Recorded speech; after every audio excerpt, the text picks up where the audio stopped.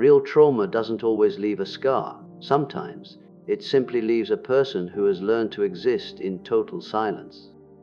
There are internal fractures that never show on the surface, and quiet screams that never reach the lips. It is a specific variety of agony that wraps itself in a cloak of endurance, masking its true face with the armor you forged simply to survive another day. You, the person watching this, are likely still here and still striving, carrying a weight far heavier than the average observer could ever fathom. You move through life with a gaze that has witnessed too much, possessing a spirit that understands the language of things left unsaid and wounds left unhealed.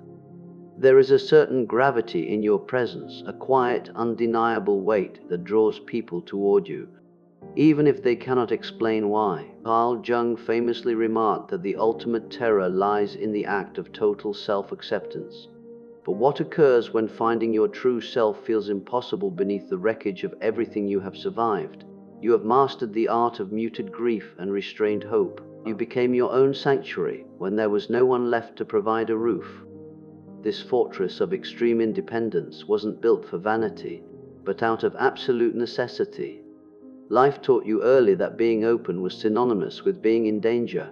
You learned that relying on others was the quickest way to lose everything. Consequently, you transformed into the pillar of strength, the one who never wavers. Eventually, the people around you forgot that you were still fundamentally human. They applaud your grit while ignoring the fatigue in your eyes. They lean on your stability without ever wondering what it costs you to remain upright. You allowed this because being needed felt safer than being seen. It felt better to be respected than to be vulnerable. Yet deep within, there is exhaustion that sleep cannot fix. Your strength has become a permanent mask. It is a shell hiding a spirit that is starving for gentleness, for security, and for the permission to finally put the burden down. Behind that wall of self-sufficiency lies a depth of empathy that few can grasp. You do not merely witness the pain of others, you absorb it. You feel their shifts in mood, their hidden terrors, and their internal tempests. You have always been attuned to the invisible energy of a room, the hidden strain behind a forced laugh, or the grief buried in an unfinished sentence. This heightened sensitivity wasn't a gift, it was a survival mechanism. It was forged in a childhood where you had to scan for threats and predict chaos, becoming the steady anchor in a household that was constantly taking on water. You became the mediator and the emotional interpreter. You learned to decode everyone else's needs before you ever learned to recognize your own. Now, as an adult, that internal radar never shuts off. You perceive what everyone else overlooks. You continue to give even when your own well is dry. You provide a sanctuary for everyone else's healing while your own spirit remains fractured beneath the surface. You have mistaken your utility for your identity. You have tied your self-worth to how helpful you can be. When you aren't being useful, you feel erased, as if affection is a wage you must earn by working harder than anyone else. But that isn't true connection. That is a trauma response disguised as a virtue, and it is slowly destroying you. While you are busy rescuing the world, you are vanishing from your own life. Jung discussed the concept of projection, the way we attempt to fix ourselves by focusing on the external struggles of others. This excessive empathy is often a hidden plea to be understood, masquerading as altruism. True restoration doesn't come from overextending. It comes from returning to your own center and listening to the voice that never got the chance to be heard. Even when genuine care arrives, when someone is actually kind or chooses to stay, you recoil. You prepare for the inevitable blow. You overanalyze every message, every pause, and every change in energy. You hesitate not because you lack feeling, but because you feel with an overwhelming intensity. Intimacy doesn't feel like a harbor, it feels like an alarm. Physical affection triggers shadows you didn't invite. So you construct barriers instead of pathways. You push people away before they have the opportunity to abandon you.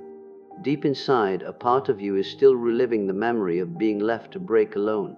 Jung taught that the subconscious governs our lives until we bring it into the light of awareness. You aren't cold or detached. You are simply fortified, trained to treat love like a combat zone. but the conflict has ended. The armor that once saved your life is now preventing you from living it. The connection you desire exists on the far side of the fear you follow. Every time someone gets close, your instincts take over. You claim you are fine alone, but the truth is, you are terrified of being known, and then rejected of trusting someone only to have them disappear as if you never mattered. Connection shouldn't be a prize for suffering. It is a right of existence. I know it's frightening, but what if this time is different? What if they stay? Will you let them in? Despite the isolation and the overextending, you carry yourself like a monument of stone. You smile while you are shattering. You say you are okay when you are anything but. People call you resilient, and you loathe that word, because you know resilience is often just a synonym for suffering in private. They don't see the moments you collapse when the door is closed, or the quiet breakdown in the shower. Your strength isn't a choice, it's a reflex. You feel you aren't allowed to break, because if you stop, the whole world might fall apart. That is a heavy lie to carry by yourself. Jung spoke of the persona, the social mask we use to navigate society, but when the performance becomes the entirety of your life, you lose the self that lives beneath it. You forget how it feels to be supported instead of being the support. You forget the relief of saying, "I am not okay," and receiving empathy instead of more pressure. Your grief is silent, and your happiness is hesitant. You decided it was safer to be powerful than to be authentic. Real healing begins the moment you admit the world has broken you. Being everything to everyone has left you hollow. Strength without vulnerability is not power. It is a prison. You deserve to be liberated. Beyond the coping mechanisms and the hyper-independence, there is a soul that still recognizes beauty. It finds wonder in the smallest details, a warm cup of tea, the way light hits the trees, or a kind glance from a stranger. You feel the world with a depth few realize. That isn't a flaw. It is a sign that suffering couldn't extinguish your essence. Jung called the process of becoming whole individuation. This ability to find meaning in the mundane proves you are mending. Slowly and quietly, you are realizing that your pain has given you a perspective others lack. You see the invisible, you hear the unspoken. What once felt like a burden is becoming your inner compass, a guide for living a life built on truth rather than the avoidance of pain. You have endured, and endurance paired with introspection creates wisdom. This wisdom is a steady, internal glow. You are still here, still breathing, and still wondering if you deserve more than just surviving. You have earned your tranquility. You have earned the right to be soft. You have earned the right to stop performing and to stop apologizing for your history. Your scars are not signs of shame. They are sacred records of your survival. Jung suggested that the heaviest burden is the unlived life we inherit. But you are stopping that cycle. You are choosing to live with intent and grace, forged in the heat of trials you never thought you'd outlast. You are not defined by the pain, you are defined by the person you chose to become despite it. That is your true power, the quiet, soulful kind. You don't need to shout to be significant.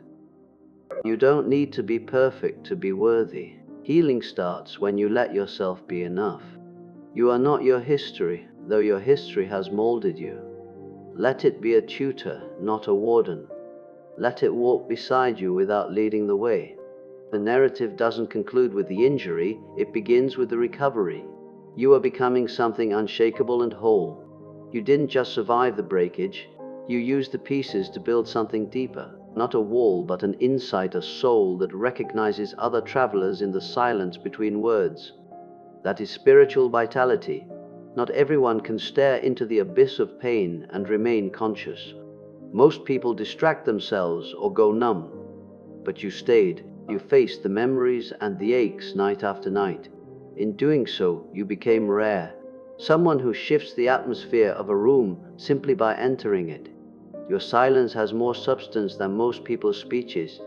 You don't just hear, you listen to the parts people are afraid to say. This gift is an evolution of your spirit. Jung called this the journey toward the true self, beyond the roles and the trauma. You are at the threshold where the pain no longer owns you. You aren't trying to go back to who you were before. You are stepping into who you were meant to be because of what happened. There will still be difficult days. Let's be honest, healing isn't the total absence of hurt. It means the hurt no longer determines your value. It no longer dictates your capacity for love or your right to rest. Healing is a quiet act of rebellion. It is choosing to stay present even when your memory says it isn't safe. It is looking at your fear and saying, "Not today." It is allowing yourself to weep without calling it a failure. It is asking for support without feeling like a criminal. You are holding space for both your agony and your potential.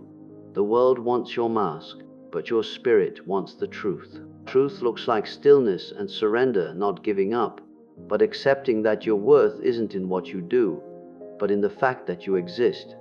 You are starting to see that your flaws were actually your survival skills. Your fears were inherited. You had the authority to redefine them. You aren't erasing the past, but you are redeeming it. You can say, "I walked through the fire and I brought back the light."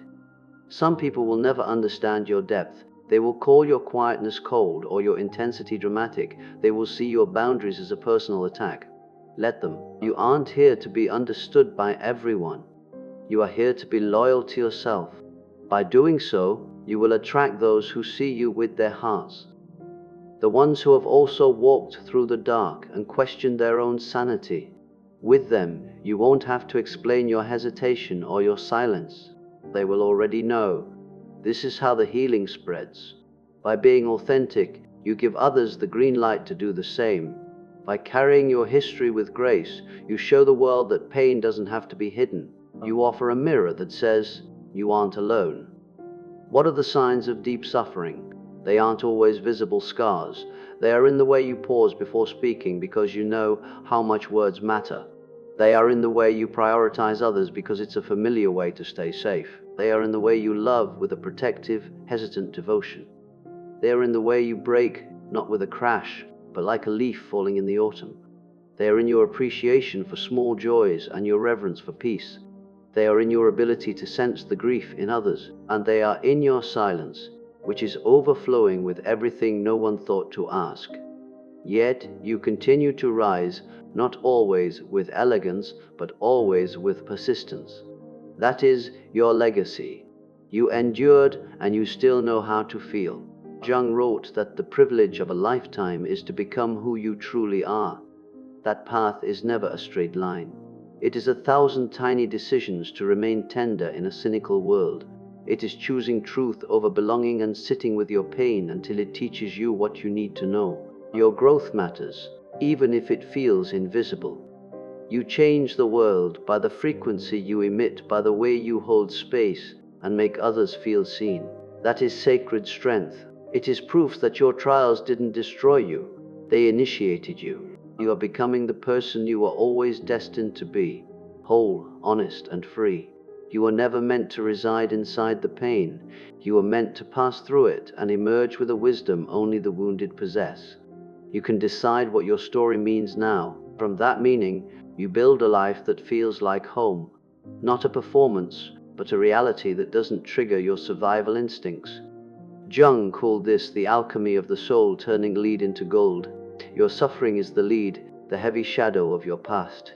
Your choice to face it is the fire. The gold is the person you are today.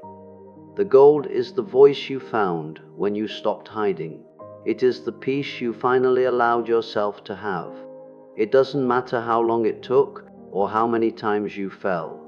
What matters is that you are here, looking in the mirror without turning away. That mirror shows more than trauma. It shows the incredible power it took to survive. It shows the tenderness that refused to die. It shows the parts of you that are ready to stop protecting and start living. This is your invitation to unlearn the patterns of survival. Meet yourself with compassion. You were shaped by pain, but you aren't required to stay in that shape. You can change. You can ask for help. You can be loved. You can breathe without waiting for the next disaster. This is a steady return to yourself. This journey was never theirs to walk. It was yours, and you did it. You do it every time you show up despite the trembling, every time you speak despite the fear. That is heroism. It's the kind that happens in the quiet moments when no one is watching. Jung said that once you accept yourself, no one can exile you from the home you found within. You no longer fear the dark because you know its name. You no longer run from the pain because you know where it started. You speak your truth and you live it. You are walking yourself back into the real world. If you're wondering if your pain matters, the answer is yes. It changed how you breathe and how you love, but it also gave you an unteachable depth. You carry 1,000 lives in your gaze and still meet the world with kindness. That isn't something to hide, it is something to honor. You aren't broken, you are forged. You didn't fall apart. You cracked open so the light could get in. Pain isn't the end, it's the prologue to the story only you can write. Every scar is a sentence, every wound is a map. This is what it means to have endured. You walk with ghosts, but still look for the sunrise. You have been burned, but you still offer warmth. You are more you because of what you've been through. Now you begin again not as a survivor, but as someone ready to live boldly and without shame. Your pain made you real, and that is the rarest thing in existence. If no one has told you yet, you are allowed to be complex. You can be strong and soft at the same time. You don't have to fit the image others have of you. Your story is valid. You get to choose the next chapter. Pain can be a prison, but when honored, it becomes a doorway. This is the process of becoming whole. It means embracing your fear and your sorrow. It means loving the parts of you that others couldn't handle. Your soul is still glowing beneath the armor. You aren't just a victim of suffering, you are the architect of meaning. You turned your agony into medicine. That is a sacred beauty. Stop apologizing for your depth. Stop minimizing your journey. No one gets to tell you how to heal. You know the nights you survived when hope was just a whisper. That is your miracle. You were never truly unseen. Your essence was never wrong. Now, a new knowing is starting to stir, one that doesn't need permission to exist. This is your rebirth. It's steady and sacred. If you can feel this, if your heart is beating and your soul is moved, then you have already won. The most important part of you survived, the part that can love and rise. This isn't the end. It's the start of who you were always meant to be. You refuse to let the darkness limit your light. You let it refine you. Now, let it set you free. You are standing here because of your journey, not in spite of it. You are stronger at the breaks and wiser in the depths. Suffering reveals the truth. It burns away the false. You know who you are now. You have grown past the masks. Your depth is your greatest asset. You don't owe the world an explanation. You owe yourself a life that feels like freedom. Let the old versions of you exhale. You aren't just surviving, you are returning home to the self that knows you are worthy of love and rest. Healing is a presence. It's a home. If you found value in this reflection, please like this video and join our community at Winds of Thought. You made it. You're here, and you are choosing to live. You aren't afraid of the truth anymore. You stopped hiding. You stopped apologizing for being someone who feels it all. You kept your heart. You kept your light. You are a quiet revolution. Welcome home. This long road has not been in vain. Every step, even the ones taken in the dark, brought you to this understanding. You are a testament to human endurance and the beauty that can emerge from the ashes. Your life is just beginning to flourish in ways you never thought possible. Trust the process. Trust your heart. You are whole. You are enough. You are finally, truly free. Where your true self can finally speak. Where your true self can finally speak. Listen closely to what it says. It speaks of love, of purpose, and of a future that is no longer defined by what you lost, but by what you have found within yourself. You are the miracle you have been waiting for. Now, walk into the world as your authentic self. The world has been waiting for you. This is your time. This is your life. Breathe it in. Every breath is a victory. Every heartbeat is a song of resilience. You are a masterpiece of survival and a beacon of hope for others who are still lost in the dark. Your light matters. Your story matters. You matter. And as you step forward, remember that you never have to walk alone again. You have found your way home. You are loved. You are cherished. You are free. Now and forever. This is the end of the old story and the beautiful beginning of the new one. Enjoy every moment of it. You have earned it 1,000 times over. Peace be with you, always. And as the sun sets on the shadows of the past, look forward to the dawn of a new era in your life. An era where you are the master of your destiny and the author of your own joy. The scars you carry are now stars that guide your way. Shine bright, shine true, shine on. You are ready, you are capable, you are home. Let the healing continue to unfold in its own perfect time. There is no rush. You have all the time in the world to explore the depths of your own soul and the wonders of the world around you. Welcome back. Welcome to the light. Welcome to your life. The journey continues, but the heavy lifting is done. Now you can simply be, and that is the greatest gift of all, to be, to feel, to live. Truly live, for the first time, for every time, forever. You are the gold, you are the light, you are the truth, and the truth has set you free. Go forth and live your truth. The world is yours, and it is beautiful, just like you.